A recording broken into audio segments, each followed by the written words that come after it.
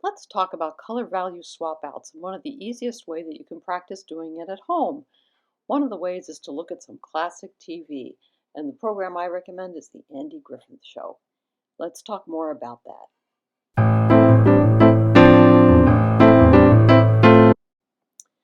So let's take a look at the Andy Griffith Show. Here's Andy Griffith and his deputy. And we know, or if you have some experience with the program, you'll know that what they're actually wearing in terms of the uniforms is the uniforms are a light tan. So that is not the white of the paper. The white of the paper would be the deputy's teeth in this case. And there are very few other whites left in the picture at all. Maybe the whites of the eyes, maybe the toothpick in Andy's mouth. So key from that and start looking at some of the other objects as well as the different shapes that are made on the faces and the wrinkles of the clothing. And ask yourself, how would I mix those colors? What would the color value swap outs be? If the clothing is beige, what would that background color be on the walls, for example? And you can see that the background color tips just slightly darker than the uniforms that they're wearing. And so you would make a decision about that when it came to painting. What color might you mix up that would, again, fit that value? And admittedly, you'll be guessing because these are black and white programs, but it gets you in the frame of mind of not looking at color, but instead looking at value, just how light or dark something is instead.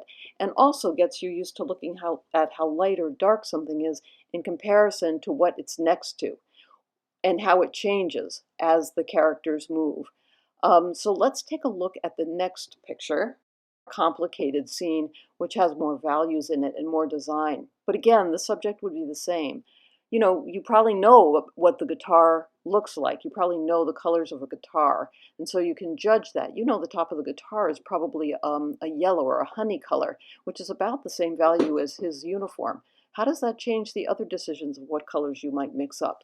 Now, sometimes, like on the Miracle of 42nd Street, you know that Santa's wearing a red suit because we know Santa wears a red suit. But boy, that's a really dark red suit. I wonder if Santa was wearing a red suit or if that indeed was black in order to get the, um, the contrast in the black and white film that you would need in those days. And the little girl, Natalie Wood, is she wearing a red dress or a green dress? Those could be interchangeable in terms of value. So that is where the fun part comes in and the challenge for you. So as you're watching television, and these are not difficult plots to follow at all, you know, ask yourself those questions. What would that color be? How would I mix up those colors? It's a kind of secondary way to look at television and also sort of entertain your brain. This is a black and white of a painting that I have, and of course I know the apple's red, and so I insert the red for the apple, and then I can make the plate any color I want to make it. So that's the idea. The idea is to free yourself from being having to match to a photograph and being what I call a matchy-matchy painter, but do be matchy-matchy in terms of value. And one of the ways to get used to looking at value and freeing yourself to be able to see value as color and color as value is to watch a lot of black and white TV. And also making lots of color dabs and matching them to your your value cards.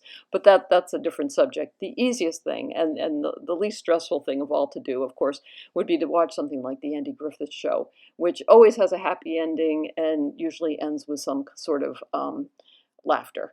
So I'm not recommending these programs for their plots, but they will, especially if you watch them for any period of time, you'll find that your brain switches over from seeing them in black and white, and you'll realize that you're starting to see them in color.